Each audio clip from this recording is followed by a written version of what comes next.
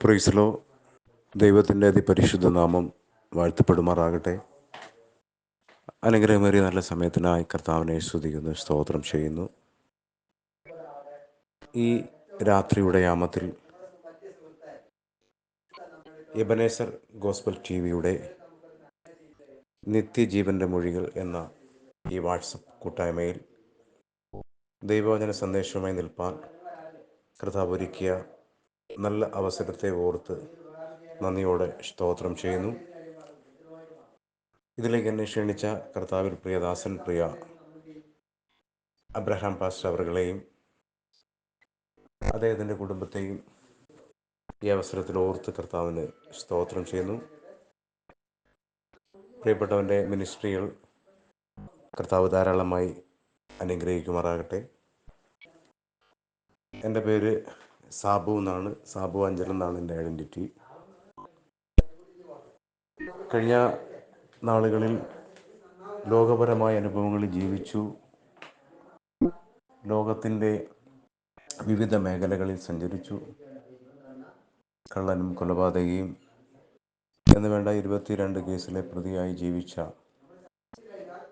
സാബു എന്ന ഒരു മനുഷ്യൻ കേരളത്തിലെ കൊല്ലം ജില്ലയിൽ അഞ്ചൽ എന്ന് പറയുന്ന പ്രദേശത്ത് കുഴിയന്തടം എന്ന് പറയുന്ന ഒരു കൊച്ചു ഗ്രാമത്തിൽ കാവുകളുടെയും ക്ഷേത്രങ്ങളുടെയും നടുവിൽ ജനിച്ചു വളർന്ന ഒരു ഹിന്ദു പശ്ചാത്തലത്തിൽ ജീവിച്ചു വന്ന എനിക്ക് സർവശക്തനും വീണ്ടെടുപ്പുകാരനും ഞങ്ങൾക്ക് വേണ്ടി കാൽവരിയുടെ കുലക്കളത്തിൽ മരിച്ചു അടക്കം ചെയ്ത് ഉയർത്തെഴുന്നേറ്റ കർത്താവും ദൈവവുമായ യേശുക്രിസ്തുവിനെ ഇങ്ങനെ സാക്ഷീകരിപ്പാൻ ജീവിതത്തിൽ ലഭിച്ച ഈ അവസരം ഏറ്റവും വലിയ ഭാഗ്യമായി എണ്ണുകയാണ് ഞാൻ.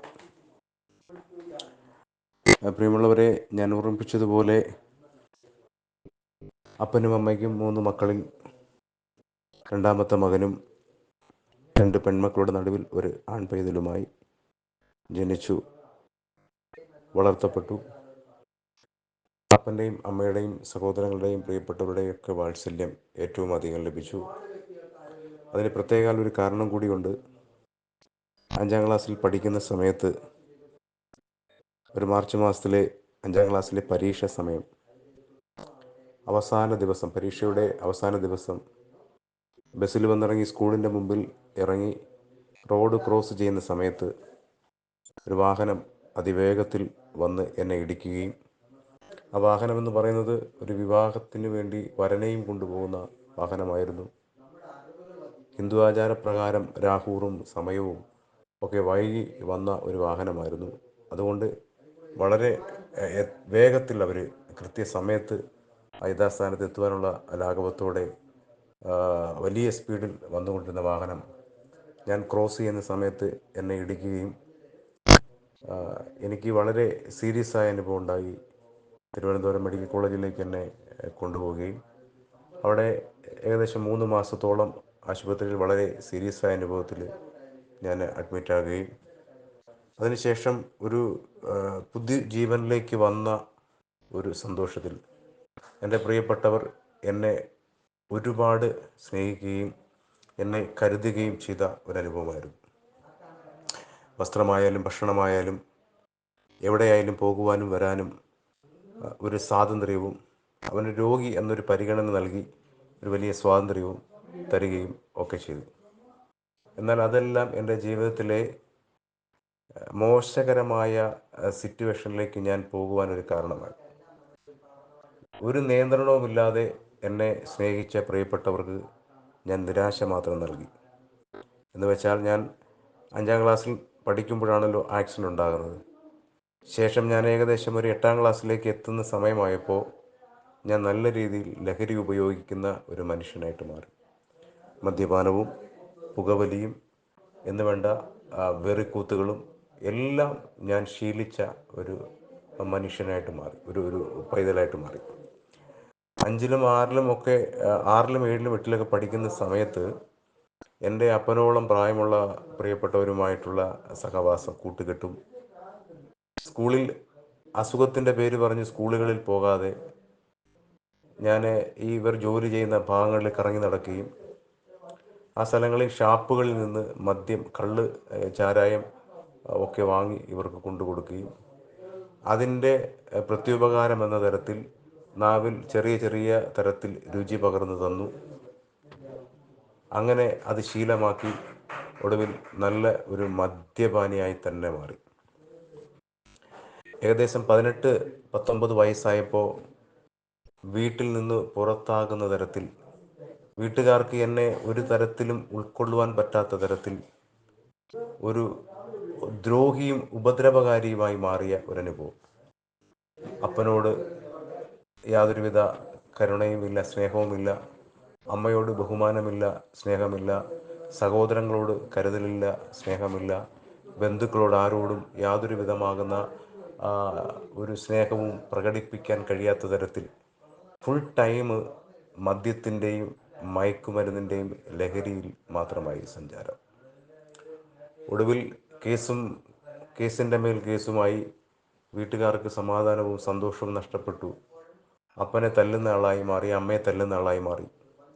ഒടുവിൽ അപ്പനും അമ്മയ്ക്കും എന്നെ ഉൾക്കൊണ്ടു പോകാൻ കഴിയാതെ വന്നപ്പോൾ സ്വന്തം വീട്ടിൽ നിന്ന് പുറത്താക്കപ്പെട്ടു. അപ്പൻ ഉപേക്ഷിച്ചു, അമ്മ ഉപേക്ഷിച്ചു, സഹോദരങ്ങളെല്ലാം കൈവിട്ടു. എങ്ങനെയോ സുഹൃത്തുക്കളുമായുള്ള ബന്ധത്തിൽ പുനലൂർ പട്ടണത്തിൽ എത്തിച്ചേരുകയും പുനലൂർ പട്ടണത്തിൽ രാഷ്ട്രീയ പ്രവർത്തനങ്ങളും യൂണിയൻ പ്രവർത്തനങ്ങളൊക്കെ ആയി സഞ്ചരിക്കുകയും ഓട്ടോറിക്ഷ തൊഴിലാളിയാകുകയും ഓട്ടോറിക്ഷ തൊഴിലാളി യൂണിയൻ്റെ പ്രവർത്തനങ്ങൾ ഏറ്റെടുക്കുകയും അതുമായി ബന്ധപ്പെട്ട് പ്രവർത്തനങ്ങളോടൊപ്പം തന്നെ ഓട്ടോറിക്ഷ ഓടിക്കുകയും ചെയ്തു. അപ്പോൾ തന്നെ ലഹരിക്ക് വേണ്ടിയും മറ്റ് ശാരീരിക സുഖത്തിന് വേണ്ടിയും മാത്രം ഇത്തരം കാര്യങ്ങളൊക്കെ ചെയ്ത് ജീവിച്ചിരുന്ന ഒരു കാലഘട്ടത്തെ ഓർത്തെടുക്കുകയാണ്. ഭവനങ്ങളിൽ ചെല്ലാൻ കഴിയത്തില്ല, സുഹൃത്തുക്കളുടെ വീട്ടിൽ പോലും കയറ്റത്തില്ല. പുനലൂർ പട്ടണത്തിലെ കടത്തിണ്ണകളിലും ബസ് സ്റ്റാൻഡുകളിലും KSRTC ബസ്സുകളിലും ഗവൺമെൻറ് ആശുപത്രിയുടെ തിണ്ണയിലുമൊക്കെ അന്തി ഉറങ്ങിയ ഒരു കാലഘട്ടത്തെ ഓർക്കുകയാണ്. കാലങ്ങൾ കഴിഞ്ഞു. ജീവിതത്തിലേക്ക് ഒരു പെൺകുട്ടി കടന്നു വന്നു. ഞങ്ങൾ ജീവിപ്പാൻ തുടങ്ങി. എന്നാൽ ജീവിതത്തിന് യാതൊരുവിധ സന്തോഷവുമില്ല, ലക്ഷ്യമില്ല. എപ്പോഴും മദ്യത്തിനും മയക്കുമരുന്നിനുമൊക്കെ അടിമയായി മാത്രം സഞ്ചരിച്ചുകൊണ്ടിരുന്ന എൻ്റെ ജീവിതത്തിന് യാതൊരുവിധ ലക്ഷ്യബോധവുമില്ല. എന്നോടൊപ്പം ജീവിപ്പാൻ വേണ്ടി ഇറങ്ങിത്തിരിച്ച ആ പെൺകുട്ടിക്ക് ഒരു ദിവസം പോലും ഒരു സമാധാനം കൊടുക്കുവാൻ കഴിയാത്ത തരത്തിൽ എപ്പോഴും ശാരീരിക പീഡനവും മാനസിക പീഡനവുമായി ഒരു ദിവസം പോലും അന്തി ഉറങ്ങാൻ കഴിയാത്ത തരത്തിൽ വളരെ ഭ്രാന്തമായ ഒരു അനുഭവത്തിലേക്ക് ജീവിതം പോയിക്കൊണ്ടിരുന്നു. തലമുറകൾ ജനിച്ചു 1-2 മാസങ്ങളാകുമ്പോൾ അബോർഷനായി പോകുന്ന വലിയൊരു പ്രതിസന്ധി. എൻ്റെ ഭാര്യയ്ക്ക് എന്നിലൂടെ ഒരു സന്തോഷമില്ല, ഒരു സമാധാനമില്ല, ഒരു കരുതലില്ല. എന്നാൽ ഒരു തലമുറയുണ്ടെങ്കിൽ ആ തലമുറയെ സ്നേഹിക്കാം, സന്തോഷിക്കാം എന്ന് ചിന്തിക്കുമ്പോൾ അത് ഉദരത്തിൽ വെച്ച് തന്നെ 1-2 മാസങ്ങളൊക്കെ ആകുമ്പോൾ അബോർഷനായി പോകുന്ന ഒരു വലിയ പ്രതിസന്ധി. 4 തലമുറകൾ അങ്ങനെ നഷ്ടമായി. വളരെ പ്രയാസത്തോടെ മുൻപോട്ട് പോകും. ഓരോ തലമുറയും ഉദരത്തിൽ ജന്മമെടുക്കുമ്പോൾ ഞാൻ എൻ്റെ ഭാര്യയോട് ഇങ്ങനെ പറയും, നമുക്കൊരു കുഞ്ഞ് ജനിക്കട്ടെ, ഞാൻ ഈ സ്വഭാവത്തിൻ്റെ ശൈലിയൊക്കെ മാറ്റി ഒരു മനുഷ്യനായി ഞാൻ ജീവിക്കാം എന്ന് തീരുമാനമെടുക്കും. എന്നാൽ ആ ഒരു വാക്ക് പാലിക്കാൻ കഴിയാത്ത തരത്തിൽ തലമുറ ഉദരത്തിൽ വെച്ച് തന്നെ നേരത്തെ ഓർമ്മിപ്പിച്ച പോലെ 1-2 മാസത്തിനുള്ളിൽ എന്തെങ്കിലും ഒരു സാഹചര്യമുണ്ടായി അതെല്ലാം അബോർഷനായി പോകും. ചില പൈശാചിക ബന്ധനങ്ങൾ അവളുടെ ശരീരത്തിന്മേൽ വ്യാപരിച്ചിട്ട് ഈ പ്രഗ്നൻസി അവസ്ഥയിൽ അവൾ നിലത്ത് കിടന്നുരുളുകയും മരത്തിൽ വയറിടിക്കുകയും കല്ലുകൾ എടുത്ത് വെച്ച് ആഞ്ഞ് വയറ്റത്തിടിക്കുകയും ചെയ്ത് അങ്ങനെ തലമുറകൾ നഷ്ടമാക്കുന്നു. എനിവേ 4 തലമുറകൾ നഷ്ടമായി. 5ാമത് ഒരു തലമുറ ജനിച്ചതായി ഒരു സംശയം തോന്നുകയും ഞങ്ങൾ പുനലൂർ ഗവൺമെൻറ് ആശുപത്രിയിലേക്ക് വരികയും അഞ്ജന എന്ന് പറയുന്ന ഒരു ഗൈനക്കോളജിസ്റ്റിനെ കാണിക്കുകയും അവർ ഞങ്ങൾക്ക് യൂറിനറി ടെസ്റ്റ് ചെയ്യാൻ പറയുന്നു. യൂറിൻ ടെസ്റ്റ് ചെയ്തിട്ട് റിപ്പോർട്ട് കൊണ്ട് ചെല്ലുമ്പോൾ ഡോക്ടർ പറഞ്ഞു, ഇത് 2 മാസം നിങ്ങൾ പ്രഗ്നൻ്റ് ആയിരിക്കുന്നു എന്ന് പറഞ്ഞു.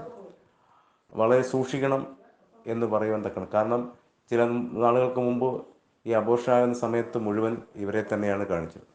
ഒരു പ്രത്യേകം പറഞ്ഞു, വളരെ സൂക്ഷിക്കണം, ശ്രദ്ധിക്കണം എന്ന് പറഞ്ഞു.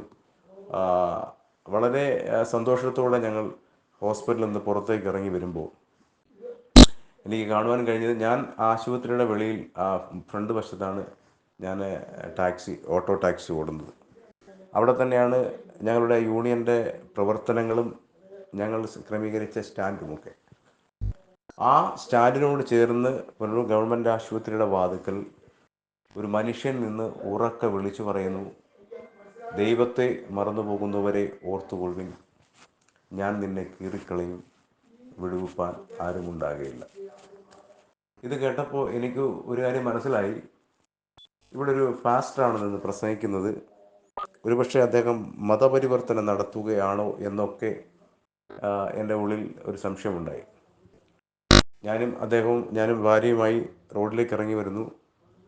ഞാൻ ഈ പാസ്റ്ററോട് എന്ന് പറയുന്നു, ഇവിടെ നിന്ന് പ്രസംഗിക്കാൻ പാടില്ല, ഇത് ഞങ്ങളുടെ ഓട്ടോ സ്റ്റാൻഡാണ്, ഇവിടെ ഞങ്ങൾ വളരെ ഐക്യതയോടെ ജീവിക്കുന്ന ഒരു സംഭവമാണ്, ഇവിടെ മതപരിവർത്തനത്തിന് ഒരു സ്ഥാനവുമില്ല, ഇവിടെ ഹിന്ദുവോ ക്രിസ്ത്യാനിയോ മുസൽമാനോ അങ്ങനെ യാതൊരു വ്യത്യാസവുമില്ലാതെ ഞങ്ങൾ ഇവിടെ വണ്ടി ഓടിക്കുകയാണ്. ഈ തരത്തിലുള്ള ഐക്യതയൊന്നും അവിടെ നിലവിലില്ലെങ്കിൽ പോലും ഒരു മതപരിവർത്തനം എന്ന പേരിൽ അദ്ദേഹത്തെ എതിർക്കുവാൻ തക്കവണ്ണം പറഞ്ഞ ന്യായീകരണങ്ങളാണിതിൽ. എന്നാൽ ആ മനുഷ്യൻ ഞങ്ങളോടൊരു വാക്കും എതിർത്ത് പറയുന്നില്ല. അതേ അപ്പോഴെല്ലാം സ്തോത്രം സ്തോത്രം സ്തോത്രം പറഞ്ഞുകൊണ്ട് സമയങ്ങൾ കഴിഞ്ഞു. ഞാൻ എൻ്റെ ഭാര്യയുമായി വീട്ടിലേക്ക് പോയി. ഭാര്യയെ വീട്ടിലാക്കിയിട്ട് ആ സമയങ്ങളിലൊക്കെ ഞാൻ നൈറ്റിലാണ് ഓട്ടോറിക്ഷ ഓടുന്നത്. രാത്രി കാലങ്ങളിൽ മാത്രമേ വണ്ടി ഓടിക്കാറുള്ളൂ. കാരണം എൻ്റെ സ്വഭാവത്തിൻ്റെ രീതിക്കും നമുക്കുള്ള സാഹചര്യങ്ങളൊക്കെ ഒത്തുവരുന്നതൊക്കെ രാത്രികാലമായതുകൊണ്ട് രാത്രിയിൽ മാത്രമേ വാഹനം ഓടിക്കാറുള്ളൂ.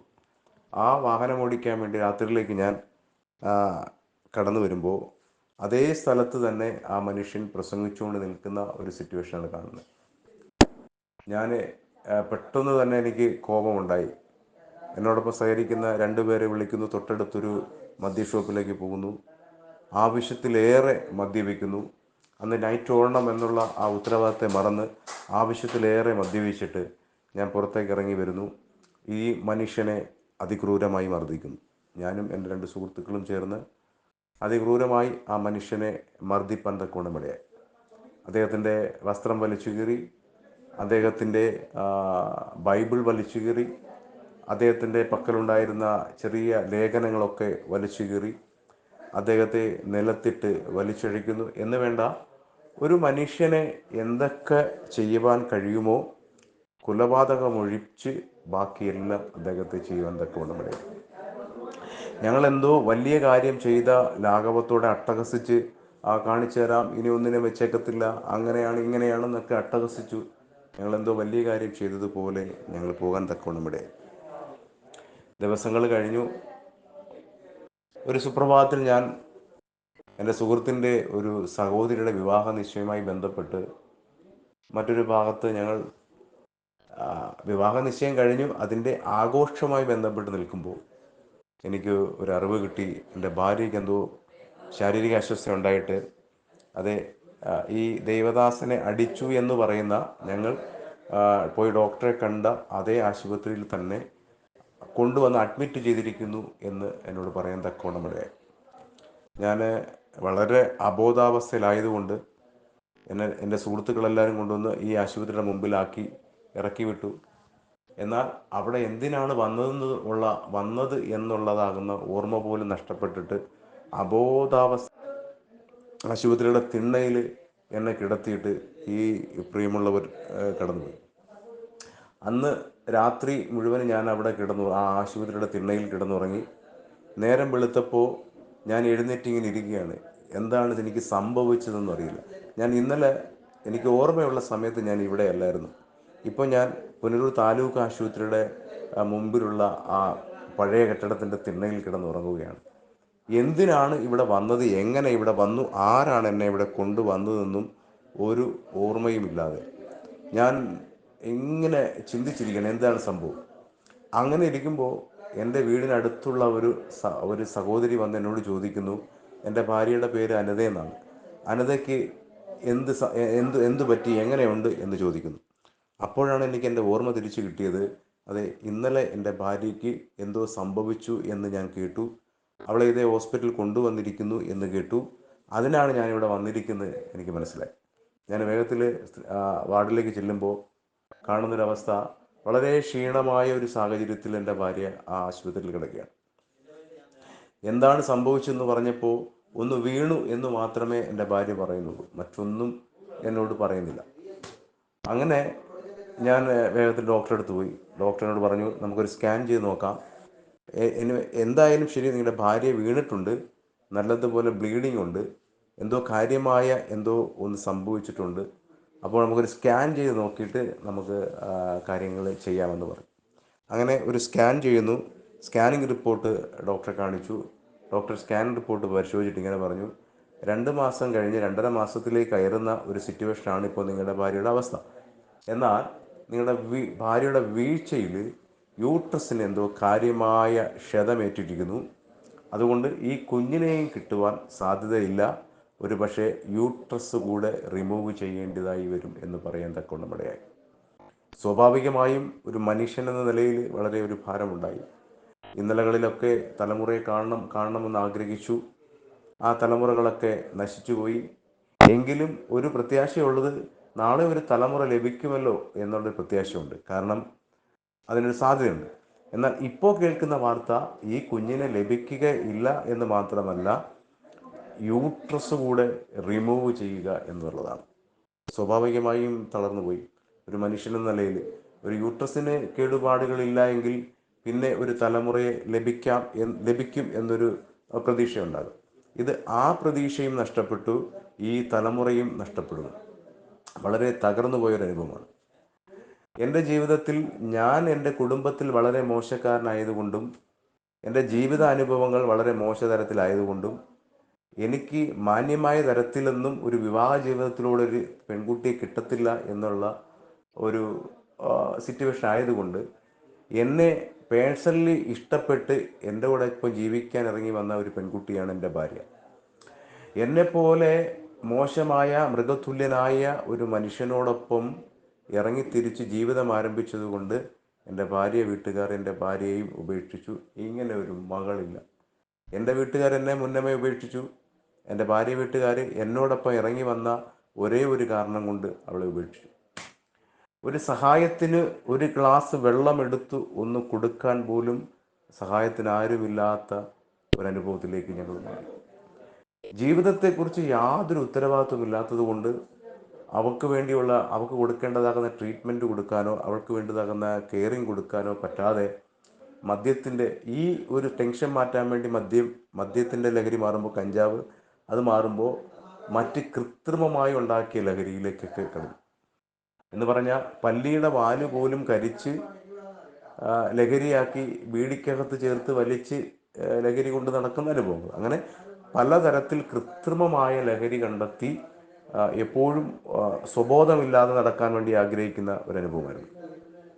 ഇങ്ങനെ ഒരു പ്രയാസം വന്നപ്പോൾ മനുഷ്യൻ്റെ പ്രത്യേകത അതാണല്ലോ. സന്തോഷം വന്നാലും ലഹരി, സങ്കടം വന്നാലും ലഹരി, അപ്പം മരിച്ചാലും ലഹരി, മക്കൾ ജനിച്ചാലും ലഹരി, ഇനി എന്ന് വേണ്ട മക്കളുടെ കല്യാണമായാലും ലഹരി, എന്ന് വേണ്ട ലഹരിക്ക് എപ്പോഴും ഒരു ഇമ്പോർട്ടൻ്റ് കൊടുക്കുന്ന ഒരനുഭവമാണ്. അത് മരണമായാലും ജനനമായാലും ആഘോഷമായാലും സങ്കടമായാലും എന്ത് തന്നെയായാലും.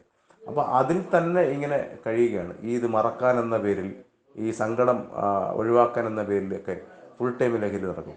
എൻ്റെ ഭാര്യയെ നല്ലൊരു ട്രീറ്റ്മെൻറ്റ് കൊടുക്കണമെന്നോ അല്ലെങ്കിൽ അവളെ കരുതണമെന്നോ ഉള്ളതാകുന്ന യാതൊരു ചിന്തകളും ഇല്ലാതെ ഇങ്ങനെ പോകും. ഓരോ ദിവസം കഴിയും തോറും എൻ്റെ ഭാര്യയുടെ അവസ്ഥ ഇങ്ങനെ മാറിക്കൊണ്ടിരുന്നു. 2.5 മാസം പ്രായമായ എൻ്റെ കുഞ്ഞ് ഉദരത്തിൽ കിടന്ന് ഇൻഫെക്ഷനാകാൻ തക്കവണ്ണമിടയായി. ആ ക്ഷതമേറ്റ യൂട്രസിൻ്റെ ഭാഗം, ആ യൂട്രസിൻ്റെ വശങ്ങൾ ഇൻഫെക്ഷനാകാൻ തക്കവണ്ണമിടയായി. ഒടുവിൽ ദുർഗന്ധമാകുന്ന ഒരു അനുഭവത്തിലേക്ക് എൻ്റെ ഭാര്യയുടെ അവസ്ഥ മാറി. ഞങ്ങൾ പുനലൂർ ഗവൺമെൻറ് ആശുപത്രിയുടെ കെട്ടിടത്തിൽ 2ാമത്തെ നിലയിൽ സ്ത്രീകളുടെ വാർഡിൽ നിന്ന് ഇവിടെ ശരീരത്തെ ഇൻഫെക്ഷനിലൂടെ ഉണ്ടാകുന്ന സ്മെല്ല് കാരണം ആ വാർഡിൽ നിന്ന് വരെ മാറ്റി പുറത്ത് ഒരു സ്ക്രീൻ മറച്ച് അതിനകത്തിട്ടിരിക്കുന്ന ഒരു അനുഭവം, നാറ്റം വമിക്കുന്ന ഒരു അനുഭവത്തിലേക്ക് എൻ്റെ ഭാര്യയുടെ ഉദരം മാറുവാൻ തക്കവണ്ണം ഇടയായി. അപ്പോൾ എൻ്റെ വീട്ടുകാർ സഹായമില്ല, ഭാര്യയുടെ വീട്ടുകാർ സഹായമില്ല. പലരുടെ മുമ്പിൽ ഞാൻ പോയി ഞങ്ങൾക്ക് തെറ്റുപറ്റി, ഞങ്ങളെ സഹായിക്കണം, ഞങ്ങളെ കരുതണം എന്ന് പറഞ്ഞു. എന്നാൽ ഒരാട്ടിൻ തോലണിഞ്ഞ ചെന്നായിയെ വിശേഷിപ്പിക്കുന്നത് പോലെയാണ് എൻ്റെ അന്നരത്തെ ആ ഒരു സാഹചര്യത്തെ അവർ വിശേഷിപ്പിക്കുന്നത്. കാരണം ഒരു തരത്തിലും വിശ്വസിക്കാൻ കഴിയുന്ന ഒരു വ്യക്തി അല്ലായിരുന്നു ഞാൻ. ഏത് സിറ്റുവേഷനിലാണ് എൻ്റെ സ്വഭാവത്തിൻ്റെ രീതി മാറുന്നതെന്ന്, ആർക്കാണ് എപ്പോഴാണ് ആരെ എപ്പോഴാണ് ചതിക്കുന്നതെന്ന് ഒന്നും തീരുമാനിക്കാൻ കഴിയാത്ത തരത്തിൽ ഒരു വല്ലാത്ത ഒരു ഭയാനകരമാകുന്ന ഒരു ജീവിതാനുഭവമായിരുന്നു എനിക്ക്. കാരണം ഒരു സമയവും ലഹരിയില്ലാത്ത ജീവിതമില്ല, രാത്രിയെന്നോ പകലെന്നോ ഇല്ല, 24 മണിക്കൂറും ലഹരിയിൽ സഞ്ചരിച്ചുകൊണ്ടിരുന്നു. ശരീരത്തിൽ 450-ലേറെ മുറിവുകളും അതിലേറെ കുത്തിക്കെട്ടുകളുമുള്ള ഒരു വികൃത രൂപമാകുന്നൊരു ശരീരം. യാതൊരുവിധ മാനുഷിക പരിഗണനയും ആർക്കും കൊടുക്കാതെ, ബന്ധത്തിനോ സ്വന്തത്തിനോ പ്രായത്തിനോ പക്വതയ്ക്കോ യാതൊരു പരിഗണന ആർക്കും കൊടുക്കാതെ ആരോടും മോശമായി പെരുമാറുന്നൊരു സ്വഭാവം. ഞാൻ അവരോട് ചെന്ന് എൻ്റെ ജീവിതാനുഭവങ്ങളെക്കുറിച്ച് പറഞ്ഞപ്പോൾ അവരെന്നെ പരിഹസിച്ച് മടക്കി അയക്കാൻ തക്കവണ്ണം ഇടയായി. പറയട്ടെ പ്രിയമുള്ളവരെ, ഞാൻ ഹോസ്പിറ്റലിൽ വന്നിട്ട് എൻ്റെ ഭാര്യയോട് ഇങ്ങനെ പറഞ്ഞു, നമ്മളെ ആരും നമ്മുടെ ജീവിതത്തിൽ നമുക്കിനി ഒരു സഹായമായിട്ട് ആരുമില്ല, എല്ലാവരും നമ്മളെ കൈയൊഴിഞ്ഞിരിക്കുന്നു. തൻ്റെ വീട്ടുകാർക്കും നമ്മളെ വേണ്ട, എൻ്റെ വീട്ടുകാർക്കും വേണ്ട, നമ്മുടെ രാഷ്ട്രീയക്കാർക്ക് നമ്മളെ വേണ്ട, നമ്മുടെ സുഹൃത്തുക്കളെന്ന് പറയാൻ പ്രിയപ്പെട്ടവരാരുമില്ല, എങ്കിലും അവർക്ക് ആർക്കും നമ്മളെ വേണ്ട. ഇനി നമ്മൾ എന്ത് ചെയ്യും? എല്ലാ വഴികളും അടഞ്ഞു. എന്നോടൊപ്പം ഇറങ്ങി തിരിച്ചത് കൊണ്ട് നിൻ്റെ ജീവിതം ഇങ്ങനെ നശിച്ചു പോകുന്നൊരു അനുഭവത്തിലേക്ക് എത്തി. എൻ്റെ പ്രിയപ്പെട്ടവൾ എന്നോട് പറഞ്ഞു, ഒന്നുകൊണ്ടും വിഷമിക്കേണ്ട, നമ്മൾ ഒന്നിച്ച് ജീവിക്കാൻ വേണ്ടി ഇറങ്ങി തിരിച്ചത്, അതിന് കഴിഞ്ഞില്ല എങ്കിൽ നമുക്ക് ഒരുമിച്ച് മരിക്കുന്നതിന് ആരോടെങ്കിലും അനുവാദം വാങ്ങിക്കണമോ? ഞാൻ പറഞ്ഞു, വേണ്ട, അതെ, ഇനി അതല്ലാതെ നമ്മുടെ മുമ്പിൽ മറ്റൊരു വഴിയില്ല. ജീവിതം ഇവിടെ അവസാനിപ്പിക്കുക എന്നതല്ലാതെ മറ്റു യാതൊരുവിധ മാർഗവുമില്ല. അങ്ങനെ ഞങ്ങൾ ഒരുമിച്ച് തീരുമാനമെടുത്തു. ഞങ്ങൾ ആത്മഹത്യയുടെ സ്റ്റെപ്പ് വെച്ചു. എൻ്റെ ഭാര്യയ്ക്ക് അനേക ഉറക്കഗുളികകൾ സംഘടിപ്പിച്ചു കൊടുത്തു. ഞാൻ പുതിയ ബ്ലേഡുകൾ വാങ്ങി എൻ്റെ കൈയുടെ നരമ്പുകൾ അറുത്തുമുറിച്ചു. കൈയുടെ നരമ്പുകൾ അറുത്തുമുറിച്ച എനിക്ക് സുബോധം നഷ്ടപ്പെട്ടു. ഞാൻ അവിടെ വീണു. ഞാൻ ബാത്റൂമിനകത്ത് വെച്ചാണ് ചെയ്യുന്നത്. ആവശ്യത്തിന് മദ്യവും ആവശ്യത്തിന് കഞ്ചാവും അടിച്ച് നല്ല ലെക്ക് കിട്ടിട്ടാണ്. ഞാൻ വൈഫിന് ഉറക്കഗുളികകൾ കൊടുത്തു. അവളുടെ ശരീരത്തിന് അനക്കമില്ലാതായി. സ്വാഭാവികമായി മൂക്കിലൂടെ ട്യൂബിട്ടിരിക്കുന്നു, യൂറിൻ പോകാൻ ട്യൂബിട്ടിരിക്കുന്നു.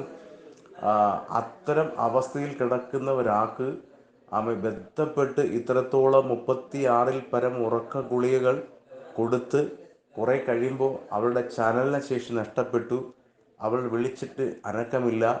നാറ്റമല്ലാതെ ശരീരത്തിൽ നിന്ന് ഒരു നെടുവീർപ്പ് പോലും പുറപ്പെട്ടു വരാത്തൊരനുഭവത്തിലേക്ക് മാറി. അപ്പോൾ ഞാൻ ഹോസ്പിറ്റലിൻ്റെ ബാത്റൂമിനകത്ത് കയറി ബാത്റൂം അടച്ചിട്ട് ആ ബക്കറ്റിനകത്ത് കൈ ഇറക്കി വെച്ച് 2 ബ്ലേഡുകൾ ചേർത്ത് വെച്ച് കൈയുടെ നരമ്പുകളെ അതിശക്തമായി കീറി മുറിച്ചു. അവിടെ തന്നെ സുബോധം നഷ്ടപ്പെട്ട് കിടന്ന എന്നെ അടഞ്ഞു കിടക്കുന്നൊരു ബാത്റൂം പലരും ശ്രദ്ധയിൽപ്പെട്ടതുകൊണ്ട് ആ ബാത്റൂമിലേക്ക് ശ്രദ്ധ വന്നു. ബ്ലഡും വെള്ളവും കൂടെ കലർന്ന് ഒഴുകി വരുന്നത് കണ്ട് ആൾക്കാർ ആ ബാത്റൂം ചവിട്ടി തുറക്കുകയും എന്നെ എടുത്ത്, അബോധാവസ്ഥയിലായി എന്നെ എടുത്ത് ആ പുനലൂർ ആശുപത്രിയിൽ ഫസ്റ്റ് എയ്ഡ് ചെയ്യുകയും തുടർന്ന് തിരുവനന്തപുരം മെഡിക്കൽ കോളേജിലേക്ക് അയക്കുകയും ചെയ്തു. ആരുമില്ലാത്തൊരു അനാഥനെ കൊണ്ടുപോകും പോലെ കൊണ്ടുപോവുകയാണ്. തിരുവനന്തപുരത്ത് ചെന്നു. എൻ്റെ കൈ വിട്ടുപോയ നരമ്പിനെ അവർ ഓപ്പറേഷൻ ചെയ്ത് തുന്നി ചേർത്തു. കൈ മടക്കി പ്ലാസ്റ്ററും ഓപ്പറേഷൻ ചെയ്ത ഒരു ഭാഗത്ത് മരുന്നും മറ്റു ഭാഗത്ത് സ്ലാബും ഇട്ട് സെറ്റ് ചെയ്തു. പിറ്റേന്ന് ബോധം തെളിയുമ്പോൾ ഞാൻ ഇങ്ങനെ ഇരിക്കുക, എന്ത് പറ്റിയത് ഒന്നും അറിയാൻ വയ്യ. പിന്നെ എനിക്ക് ഓർമ്മയിലേക്ക് വന്നു, ഇന്നതാണല്ലോ സംഭവിച്ചത്, ആത്മഹത്യ ശ്രമമാണല്ലോ, ഭാര്യയെ കൊന്നല്ലോ എന്നൊക്കെ ചിന്തിച്ചു. പെട്ടെന്ന് ഭയമായി. എൻ്റെ ഭാര്യയെ ഞാൻ കൊന്നു, 36-ൽ പരം ഗുളികകൾ കൊടുത്തു. അവൾ മരണത്തോട് മല്ലടിച്ചിരിക്കുന്നൊരു അനുഭവമാണ് കണ്ടത്. ഇപ്പോഴവൾ മരിച്ചു കാണും. അവളെ ആര് ഏറ്റുവാങ്ങിയോ, അവളെ ബന്ധുക്കൾ ഏറ്റുവാങ്ങിയോ, മുനിസിപ്പാലിറ്റിക്കാർ കൊണ്ടുപോയോ, എന്നെ തിരക്കി പോലീസ് വരുമോ എന്നൊക്കെ ഭയന്നിട്ട് ഞാൻ ആശുപത്രിയിൽ നിന്ന് പുറത്തിറങ്ങിയിട്ട് നേരെ തമ്പാനൂരെത്തി. തമ്പാനൂർ ഒരു KSRTC ബസ്സിൽ കയറി നേരെ പുനലൂരേക്ക് വരികയാണ്. കണ്ടക്ടർ വന്നപ്പോൾ എൻ്റെ പൈസ ഇല്ല. ഞാൻ പറഞ്ഞു ഞാൻ ഹോസ്പിറ്റലിൽ നിന്ന് വരികയാണ്, കാശില്ല എന്നൊക്കെ പറഞ്ഞു. ദയനീയ അവസ്ഥ കണ്ടുകൊണ്ട് അദ്ദേഹം പറഞ്ഞു, കുഴപ്പമില്ല, ചെക്കർ വരുമ്പോൾ നിങ്ങൾ ഇറക്കി വിടുന്നെങ്കിൽ അവർ തരുന്ന ശിക്ഷ നിങ്ങൾ ഏറ്റുവാങ്ങിക്കണം. ഞാൻ പറഞ്ഞു ഓക്കെ, ഞാനത് ചെയ്തോളാം എന്ന് പറഞ്ഞ് ഞാൻ പുനലൂരെത്തി. പുനലൂർ വന്നിട്ട് അവിടുന്ന് വണ്ടി ഇറങ്ങിയിട്ട് നേരിട്ട് പുനലൂർ ഹോസ്പിറ്റലിലേക്ക് പോകാൻ മടിച്ചിട്ട്, കാരണം എന്ത് സംഭവിക്കും, ഇനി എന്താണ് നടക്കാൻ പോകുന്നതെന്നൊക്കെ ഓർത്തൊരു ഭയമുണ്ടായിട്ട് ഞങ്ങളുടെ കൂട്ടുകാരുമായി ഇരുന്ന് ലഹരി ഉപയോഗിക്കുന്ന ഒരു വിജനമായ ഒരു പ്രദേശമുണ്ട്. അവിടെ പോയി ഇരുന്നിട്ട് പണ്ടെങ്ങോ വലിച്ചു കളഞ്ഞ കഞ്ചാവ് ബീഡിയുടെ കുറ്റികൾ പിറക്കിയെടുത്ത് അതിനെ റീക്രിയേഷൻ ചെയ്ത് വലിച്ച് ലഹരി പൂണ്ടിട്ട് ഞാൻ ഹോസ്പിറ്റലിലേക്ക് പോവുകയാണ്. എന്ത് വന്നാലും സ്വീകരിക്കാനുള്ള ധൈര്യം ഉണ്ടാക്കി ഞാൻ പോവുകയാണ്. ആ ഹോസ്പിറ്റലിലേക്ക് ഞാൻ എത്തുമ്പോൾ എനിക്ക് മനസ്സിലായി എൻ്റെ ഭാര്യ മരിച്ചില്ല. എനിക്കൊരു അറിവ് കിട്ടി, എൻ്റെ ഭാര്യ മരിച്ചില്ല. ഞാൻ വേഗത്തിൽ ഓടി ഹോസ്പിറ്റലിനകത്ത് ചെല്ലുമ്പോൾ എൻ്റെ ഭാര്യയുടെ അവസ്ഥ ഒന്ന് കണ്ണു തുറന്ന് നോക്കുവാൻ പോലും കഴിയാതെ, ചലനശേഷി നഷ്ടപ്പെട്ടവളെ പോലെ, ശരീരത്തിൽ നിന്ന് ദുർഗന്ധമല്ലാതെ, ജീവൻ അല്പം ആ ശരീരത്തിൽ ഉണ്ട് എന്നുള്ളതല്ലാതെ യാതൊരു വിധമാകുന്ന തലത്തിലും ഇനിയൊരു പ്രത്യാശയില്ലാതെ, ഇനി ഇവൾ ജീവിച്ചിരിക്കുമോ എന്ന് തന്നെ പ്രത്യാശയില്ലാത്ത രീതിയിൽ പകുതി കണ്ണ് തുറന്ന് എന്നെ നോക്കുന്നൊരു കാഴ്ച എനിക്കിന്നും ഓർത്തെടുക്കുവാൻ കഴിയുകയാണ്. ഞാനിങ്ങനെ നിലവിളിച്ചു കരഞ്ഞു. ഞാനിങ്ങനെ പറഞ്ഞു, അയ്യോ, ഈ ലോകത്തിൻ്റെ അനുഭവത്തിൽ ജീവിച്ച് ഇനി ജീവിതം മുമ്പോട്ട് പോകുവാൻ യാതൊരു സാധ്യതയുമില്ലാതിരിക്കുന്ന സിറ്റുവേഷനിൽ ഒന്ന് മരണം കൊണ്ട് അല്ലെങ്കിൽ ആത്മഹത്യ ചെയ്ത് ഈ ലോകത്തിൻ്റെ കഷ്ടതയിൽ നിന്ന് ഒന്ന് രക്ഷപ്പെടാമെന്ന് വിചാരിച്ച് ആത്മഹത്യക്ക് വേണ്ടി ശ്രമിച്ചിട്ടും ആ ആത്മഹത്യാ ശ്രമത്തിലൂടെ ഞങ്ങൾക്ക് മരിക്കാൻ കഴിയാതെ മരണം പോലും ഞങ്ങളെ നോക്കി അറയ്ക്കുന്ന, വെറുപ്പായി തള്ളിക്കളയുന്ന ഒരു അനുഭവത്തിലേക്ക് ഞങ്ങൾ മാറിയപ്പോൾ ഞാൻ നിലവിളിച്ചു, അയ്യോ, മരണത്തിന് പോലും ഞങ്ങളെ വേണ്ട. മരണം പോലും ഞങ്ങളെ പല്ലിളിച്ച് കാണിച്ചിട്ട് ആക്ഷേപിച്ചുകൊണ്ട് പരിഹസിച്ചുകൊണ്ട് മാറി നിൽക്കുന്നൊരനുഭവം. തളർന്നിരുന്നു. ഇനി എന്ത് ചെയ്യും, ഇനി എങ്ങനെ മുമ്പോട്ട് പോകും, എന്താണ് ഇനി മുമ്പിലുള്ള വഴി എന്നൊക്കെ ചിന്തിച്ചിങ്ങനെ ഭാരപ്പെട്ട് തളർന്ന് രക്തം സകലം വാർന്നുപോയി. ശരീരത്തിൽ കയറിയ മരുന്നിൻ്റെ ആ ക്ഷീണം, ഉറക്കം ഒഴിഞ്ഞതിൻ്റെ ക്ഷീണം, മാനസിക തകർച്ച എന്ന് വേണ്ട, ഒരു മരിച്ചതിന് തുല്യമായിട്ട് ഇങ്ങനെ ക്ഷീണിച്ച് തളർന്ന് അവളെ കിടത്തിയിരുന്ന ഒടിഞ്ഞ കട്ടിലിനകത്ത് അവളുടെ ശരീരത്തിൽ നിന്ന് വമിക്കുന്ന നാറ്റം സഹിച്ചുകൊണ്ട് ആ കട്ടിലിൻ്റെ സൈഡിൽ ഞാൻ ഇരുന്നിട്ട് ഞാനിങ്ങനെ നിലവിളിച്ച് പറഞ്ഞു, അയ്യോ, എങ്ങനെയെങ്കിലും ഞങ്ങൾക്ക് മരിക്കണം. അങ്ങനെ അന്ന് രാത്രിയിൽ എങ്ങനെയെങ്കിലും എൻ്റെ ഭാര്യയെ കൊല്ലുക എന്ന ലക്ഷ്യത്തോടെ ഇരിക്കുമ്പോൾ ഏകദേശം ഒരു 4 മണി സമയമാകുമ്പോൾ ഞങ്ങൾ കിടക്കുന്ന ആശുപത്രിയിൽ നാറ്റമെന്ന് ആരോപിച്ച് എൻ്റെ ഭാര്യയെ പുറത്താക്കിയ അതേ വാർഡിൽ, സ്ത്രീകളുടെ വാർഡിൽ എന്തോ ഒരു ബഹളമൊക്കെ കേൾക്കുന്നു. ഞാനിങ്ങനെ ചെന്ന് നോക്കുമ്പോൾ കാണാൻ കഴിഞ്ഞത് കുറേ ആൾക്കാർ അവിടെ രോഗികൾക്ക് വേണ്ടി ഇങ്ങനെ പ്രാർത്ഥിക്കുന്നു, തലയിൽ കഴിച്ച് പ്രാർത്ഥിക്കുന്നു, ട്രാക്റ്റുകൾ കൊടുക്കുന്നു എന്ന് വേണ്ട ഒരു വലിയ ഒരു കൂട്ടം ആൾക്കാർ അതിനകത്ത് ഏകദേശം 4 മണി സമയത്ത് ഫ്രീ പാസ് ടൈമിൽ അവർ കയറി പ്രാർത്ഥിക്കുക. ഞാൻ അവരെല്ലാം ഇങ്ങനെ സൂക്ഷിച്ച് നോക്കുന്നു. കാരണം ഇത്തരം ആൾക്കാരോട് വിരോധമായി നിന്ന ഞാൻ, ഇത്തരം ആൾക്കാരെ ദ്രോഹിക്കുന്ന ഒരാൾ ഞാൻ, രഹസ്യമായും പരസ്യമായും കല്ലെറിയുന്ന ഞാൻ ഇവരുടെ ഈ പ്രവൃത്തികളൊക്കെ ഇങ്ങനെ ഒരു തളർന്ന ഒരനുഭവത്തിൽ, ശരീരമാസകലം തളർന്നു പോയ ഒരു അനുഭവത്തിൽ, മനസ്സിൽ തളർന്ന ഒരു അനുഭവത്തിൽ ഇങ്ങനെ നോക്കി നിൽക്കുകയാണ്. ഞാൻ അങ്ങനെ നോക്കി നിൽക്കുമ്പോൾ അവരുടെ കൂട്ടത്തിൽ എവിടെയോ പരിചയമുള്ള ഒരു മുഖത്തെ ഞാൻ ശ്രദ്ധിച്ചു. ഞാനിങ്ങനെ സൂക്ഷിച്ച് ആ മനുഷ്യനെ നോക്കുകയാണ്. എവിടെയാണ് ഈ മനുഷ്യനെ കണ്ടിട്ടുള്ളത്? എവിടെയോ ഞാൻ ഈ മനുഷ്യനെ കണ്ടിട്ടുണ്ടല്ലോ, ഈ മനുഷ്യനുമായി അടുത്ത് ഞാൻ ഇടപഴകിയിട്ടുണ്ട്. അത് എവിടെയാണെന്നൊന്നും ഒരു ഓർമ്മ കിട്ടുന്നില്ല. ഞാൻ അതിനെ ഇങ്ങനെ ഓർത്തെടുക്കാൻ വേണ്ടി ശ്രമിച്ചപ്പോൾ എനിക്ക് പെട്ടെന്ന് ഓർമ്മ വന്നു, അതെ, ഈ മനുഷ്യനെ ഞാൻ കണ്ടത് എൻ്റെ ഭാര്യ 2 മാസം പ്രഗ്നൻ്റ് ആണ് എന്ന് ഇതേ ആശുപത്രിയിൽ വെച്ച് അറിഞ്ഞിട്ട് ആ സന്തോഷത്തോടെ പുറത്തേക്ക് ഇറങ്ങുമ്പോൾ അതേ ആശുപത്രിയുടെ വെളിയിൽ നിന്നുകൊണ്ട് ദൈവത്തെ മറന്നു പോകുന്നവരെ ഓർത്തുകൊള്ളുവിൻ, ഞാൻ നിന്നെ കീറിക്കളയും, വിടിവിപ്പാൻ ആരുമുണ്ടാകയില്ല എന്ന ദൈവവചനത്തിൻ്റെ മാസ്മര സത്യം വിളിച്ചു പറഞ്ഞ അതേ ദൈവദാസനല്ലേ ഈ മനുഷ്യൻ. അതെ, ഈ മനുഷ്യനെയല്ലേ ഞാൻ ഉപദ്രവിച്ചത്, ഈ മനുഷ്യൻ്റെ വേദപുസ്തകമല്ലേ ഞാൻ വലിച്ചു കീറിക്കളഞ്ഞത്, ഈ മനുഷ്യൻ്റെ വസ്ത്രമല്ലേ ഞാൻ വലിച്ചു കീറിയത്, ഈ മനുഷ്യനെ അല്ലേ നിലത്തിട്ട് വലിച്ചഴിച്ചതെന്ന് ഞാനിങ്ങനെ ഓർത്തെടുക്കുവാൻ തക്കവണ്ണമിടയായി.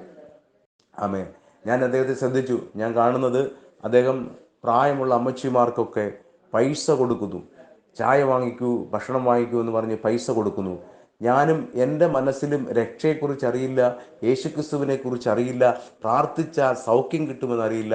പക്ഷേ എൻ്റെ കണ്ണിൽ ഉടക്കിയത് മറ്റൊന്നുമല്ല, ആ മനുഷ്യൻ കൊടുക്കുന്ന സാമ്പത്തിക സഹായത്തെ ഉന്നം വെച്ചുകൊണ്ട് ഞാൻ ആ മനുഷ്യൻ്റെ അടുക്കിലേക്ക് ചെന്നു.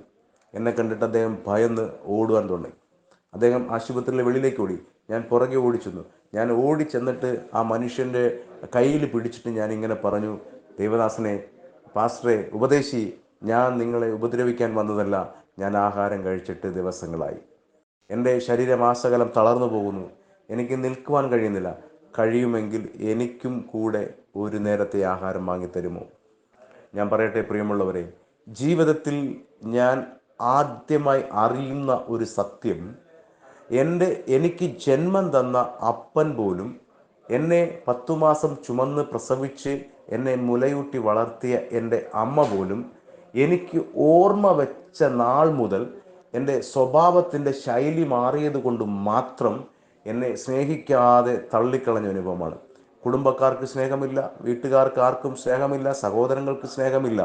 എന്നാൽ കഴിഞ്ഞ ചില ദിവസങ്ങൾക്ക് മുമ്പേ ഒരു മൃഗത്തെ തല്ലുന്നത് പോലെ പുനലൂർ പട്ടണത്തിൻ്റെ ഗവൺമെൻറ് ആശുപത്രിയുടെ മുമ്പിലിട്ട് അതിക്രൂരമായി ഞാൻ എൻ്റെ ഈ പാപം നിറഞ്ഞ കൈകൊണ്ട് മർദ്ദിച്ച ആ മർദ്ദനമേറ്റ മനുഷ്യൻ, ആമേൻ, എന്നെ ചേർത്ത് പിടിപ്പാൻ തക്കവണ്ണമിടയായി. ഓർമ്മ വെച്ചതിന് ശേഷം ഒരു മനുഷ്യനിൽ നിന്ന് ഞാൻ അറിയുന്ന നിർവ്യാജമായ ഒരു സ്നേഹം ഇന്ന് ഞാൻ അഭിമാനത്തോടെ പറയുന്നു, അത് യേശു ക്രിസ്തുവിനാൽ സംഭവിച്ചു. സ്തോത്രം. യേശു ക്രിസ്തു എന്ന രക്ഷകനും യേശു ക്രിസ്തു എന്ന ദൈവവും ആ മനുഷ്യനെ അഭിഷേകം ചെയ്തിരിക്കൊണ്ട് ആ മനുഷ്യനെ ഞാൻ ക്രൂരമായി ഉപദ്രവിച്ചിട്ടും ഞാൻ ഉപദ്രവിച്ച മുറിവുകളുടെ പാടുപോലും ഉണങ്ങിയിട്ടില്ലാത്ത അനുഭവത്തിലും അദ്ദേഹം എന്നെ ചേർത്തു നിർത്തിയിട്ട്, മകനെ, നിനക്ക് എന്തു പറ്റിയെന്ന് ചോദിക്കത്തക്കവണ്ണമുള്ള ഒരു ദൈവകൃപ ആ മനുഷ്യനിലൂടെ വെളിപ്പെട്ടു വന്നത് എനിക്ക് അനുഭവിച്ചറിയുവാൻ തക്കവണ്ണം ഇടയായി. എന്നെ കേൾക്കുന്ന പ്രിയമുള്ളവരെ, നമ്മളിൽ പലർക്കും ഇല്ലാത്തൊരു സംഭവം, നമ്മളിൽ പലർക്കും ഒരു വാക്കുകൊണ്ടെങ്കിലും ആരെങ്കിലും ഒന്ന് വേദനിപ്പിച്ചിട്ടുണ്ടെങ്കിൽ ജീവിതത്തിൻ്റെ അവസാന നിമിഷം വരെയും ആ കാര്യത്തെ ഓർമ്മിച്ച് വൈരാഗ്യം കൊണ്ട് നടക്കുകയും പൊതുവേദിയിലും രഹസ്യവേദിയിലും കിട്ടുന്ന സമയത്തെല്ലാം ആ മനുഷ്യനെ വാക്കുകൾ കൊണ്ട് വേദനിപ്പിക്കാനും അതുമാത്രമല്ല അവഗണിക്കാനും തയ്യാറായി നിൽക്കുന്ന ഒരു കൂട്ടം ജനത്തിൻ്റെ നടുവിലാണ് ഈ മനുഷ്യനെ ഇത്രത്തോളം ഉപദ്രവിച്ചിട്ടും ആ മനുഷ്യനിലൂടെ വെളിപ്പെട്ടു വന്ന ക്രിസ്തുവിൻ്റെ നിർവ്യാജ സ്നേഹം എനിക്ക് അനുഭവിച്ചറിയാൻ തക്കവണ്ണമിടയായിത്തീർന്നു. ആമേ, പല്ലിയെ കഞ്ചാവിന് പകരം ബീഡിക്കകത്ത് കരിച്ചിട്ട് വലിക്കുന്ന ഞാൻ, അപ്പനെ തല്ലുന്ന ഞാൻ, അമ്മയെ തല്ലുന്ന ഞാൻ, ആ മനുഷ്യൻ്റെ ക്ഷണത്തിലുള്ള ആ റിയാക്ഷനിൽ എൻ്റെ ഉള്ളു ഒന്ന് കിടുങ്ങുവാൻ തക്കവണ്ണമിടയായി.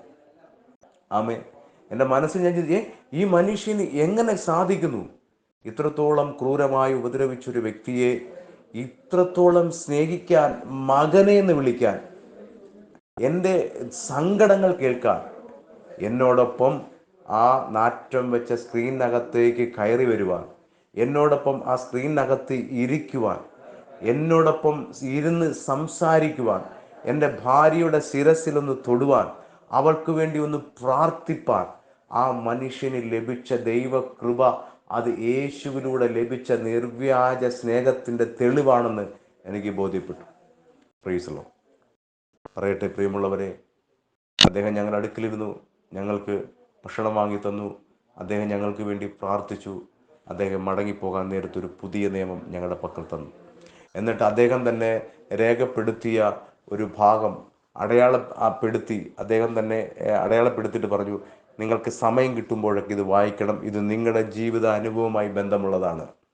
അദ്ദേഹം പോയി കഴിഞ്ഞ് രാത്രിയിൽ അപ്പോഴും എൻ്റെ ചിന്ത ഇങ്ങനെയാണ്, എൻ്റെ ഭാര്യയെ കൊല്ലണം, എനിക്ക് മരിക്കണം എന്ന ചിന്ത എന്നെ ഇങ്ങനെ അലട്ടിക്കൊണ്ടിരിക്കുന്നു. എന്നാൽ എൻ്റെ ഭാര്യയ്ക്ക് ഒരു ഒരു ഒരു ഒരു ഒരു ഒരു ഉത്ബോധമുണ്ടായി. അവൾ എന്നോട് പറയുകയാണ്, ആ പാസ്റ്റർ തന്ന പുസ്തകം എടുത്ത് വായിക്കാൻ. അതെ, പാസ്റ്റർ തന്ന പുസ്തകം, അത് നീല കളറുള്ള പുതിയ നിയമം, ന്യൂ ടെസ്റ്റമെൻ്റ് എടുത്ത് തുറന്ന് വായിച്ചു. അദ്ദേഹം അടയാളപ്പെടുത്തിയ ഭാഗം വായിച്ചു. അവിടെ ഞങ്ങൾ ഇങ്ങനെ വായിച്ചു: അനേക വർഷമായി രക്തസ്രാവം ബാധിച്ച ഒരു സ്ത്രീ, തെരുവിൽ തള്ളപ്പെട്ട ഒരു സ്ത്രീ, വിധവയായ ഒരു സ്ത്രീ, അനാഥയായ ഒരു സ്ത്രീ, സ്വത്തും വകകളും എല്ലാം നഷ്ടപ്പെട്ടു, ആരും കരുതാനില്ല, തെരുവുകളിൽ അന്തിയുറങ്ങി, കടത്തിണ്ണകളിൽ അന്തിയുറങ്ങി, മരച്ചോട്ടുകളിൽ അന്തിയുറങ്ങി, മരണത്തെ എപ്പോൾ വേണമെങ്കിലും അഭിമുഖീകരിക്കാമെന്ന തരത്തിൽ സഞ്ചരിച്ചു കൊണ്ടിരിക്കുന്ന ഒരു സ്ത്രീ. യേശുക്രിസ്തു അതുവഴി വരുന്നു എന്ന് അറിയുന്നു. യേശുക്രിസ്തുവിൽ ഒരു വിശ്വാസം ഉടലെടുക്കുന്നു. അവൾ യേശുക്രിസ്തുവിൻ്റെ വസ്ത്രത്തിൻ്റെ തൊങ്ങലിൽ തൊടുന്നു, ക്ഷണത്തിൽ സൗഖ്യം പ്രാപിക്കുന്നു. ഈ ബൈബിൾ വായിച്ചിട്ട്, കഥാപുസ്തകം വായിക്കുന്ന ലാഘവത്തോടെ തലയണ കീഴിൽ വെച്ച് കിടന്നുറങ്ങിയ ഞാൻ, എന്നാൽ ഉള്ളു മുഴുവൻ നാറ്റമായവൾ, ഉള്ളു മുഴുവൻ ദുർഗന്ധം വമിച്ചവൾ, 2 മാസം പ്രായമുള്ള കുഞ്ഞ് പുഴുവരിപ്പാൻ സാധ്യതയായി നിൽക്കുമ്പോൾ, പുഴുവരിക്കുന്ന രൂപത്തിൽ നിൽക്കുമ്പോൾ, ഉദരത്തിനകത്ത് ദുർഗന്ധം വമിച്ചു കൊണ്ടിരിക്കുമ്പോൾ, അവൾ ഹൃദയം കൊണ്ടിങ്ങനെ തീരുമാനമെടുത്തു: കർത്താവേ, യേശുവേ, ഇത് വായിച്ച് കേട്ടത് സത്യമാണെങ്കിൽ ഞാനും ഇതേ സാഹചര്യത്തിലാണ്, ഞാനും പുഴുവരിച്ചൊരു അനുഭവത്തിലാണ്, ഞാനും ഒറ്റപ്പെട്ട അനുഭവത്തിലാണ്, എനിക്കും കരുതൽ ആരുമില്ല. ഇതാ ഞങ്ങൾ രണ്ടുപേരും അനാഥരെ പോലെ ആയിരിക്കുന്നു, ഞങ്ങളെ കൂടെ ഒന്ന് സൗഖ്യമാക്കണമേ. ഞങ്ങളെ കേൾക്കുന്ന പ്രിയമുള്ളവരെ, സമയമില്ലാത്തതിനെ ഞാൻ ചുരുക്കി പറയാൻ ആഗ്രഹിക്കുകയാണ്. പറയട്ടെ, സ്തോത്രം. അവൾ ആ തീരുമാനമെടുക്കുമ്പോൾ, സ്തോത്ര ഹല്ലേലൂയ, ഞാൻ നല്ല ഉറക്കത്തിലായി. അതുവരെ സമാധാനമില്ലാതെ, ഉറക്കമില്ലാതെ ഇങ്ങനെ സഞ്ചരിച്ച്, അലസതയോടെ സഞ്ചരിച്ച് തിരുവചനം ഞാൻ എൻ്റെ നാവ് കൊണ്ട് വായിക്കുകയും ഞാൻ അതെൻ്റെ ഹൃദയത്തിൽ അത് ഏറ്റുപറയുകയും ചെയ്തപ്പോൾ ഞാൻ എന്തെന്നില്ലാത്ത ഒരു സമാധാനപരമായ ഉറക്കത്തിലേക്ക് പോയി. എന്നാൽ ഈ സമയം പറയട്ടെ പ്രിയമുള്ളവരെ, എൻ്റെ ഭാര്യയുടെ നാറ്റമായ ഉദരത്തിനകത്ത്, പുഴുവരിക്കുന്ന ഉദരത്തിനകത്ത് അവൾ ആ ദൈവത്തിൻ്റെ കരത്തിലേക്ക് അവളെ തന്നെ ഒന്ന് ഏൽപ്പിച്ചു കൊടുത്തപ്പോൾ, സ്തോത്രം പറയട്ടെ, എന്തെന്നില്ലാത്തൊരു തീയുടെ അനുഭവം ആ ഉദരത്തിനകത്തേക്ക് വെളിപ്പെട്ടു. ഉദരത്തിനകത്ത് പുഴുവരിച്ച മാംസപിണ്ഡത്തിനകത്ത് പരിശുദ്ധാത്മാവിൻ്റെ അത്യന്ത ശക്തിയാകുന്ന തീ വ്യാപരിച്ചു. പുഴുവരിച്ച മണ്ഡലത്തെ പരിശുദ്ധൻ സൗഖ്യമാക്കി. ഉടഞ്ഞുപോയ യുട്ടസിനെ സ്വർഗത്തിലെ ദൈവം സൗഖ്യമാക്കി. നഷ്ടപ്പെട്ടു പോകാമെന്ന് കരുതിയിരുന്ന ഇനി നിങ്ങൾക്ക് ഈ തലമുറ ലഭിക്കത്തില്ലെന്ന് പിശാച് വെല്ലുവിളിച്ച മണ്ഡലത്തിൽ സ്വർഗത്തിലെ ദൈവം ഞങ്ങൾക്ക് ആ തലമുറയെ തരുവാൻ തക്കവണ്ണമിടെ, ഒരു ഡിയാൻസി പോലും ചെയ്യാതെ പരിശുദ്ധാത്മാവിൻ്റെ തീ ആ ഉദരത്തിനകത്ത് വ്യാപരിച്ചപ്പോൾ ലഭിക്കുവാൻ സാധ്യതയില്ലെന്ന് വൈദ്യശാസ്ത്രവും ടെക്നോളജികളും തെളിവോടെ നിന്ന് പറഞ്ഞ സ്ഥാനത്ത് പരിശുദ്ധാത്മാവ് വെളിപ്പെട്ടപ്പോൾ അസാധ്യങ്ങളെ സാധ്യമാക്കിയ ദൈവം ഞങ്ങൾക്ക് ആ തലമുറയെ തരുവാൻ തക്കവണ്ണമിടയായി.